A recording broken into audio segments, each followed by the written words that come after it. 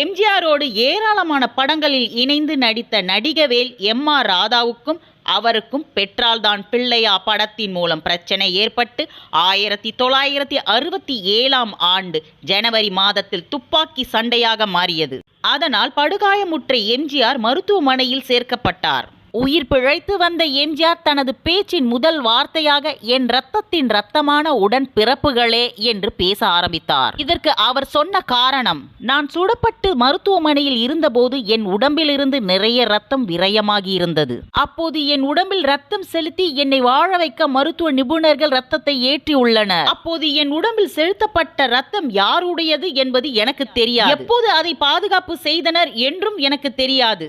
அந்த ரத்தத்தை கொடுத்தவர்களுக்கும் அது தெரியாது. ஆனால் அந்த இரத்த துளிகள் தான் என்னை மீண்டும் வாழ வைத்தது.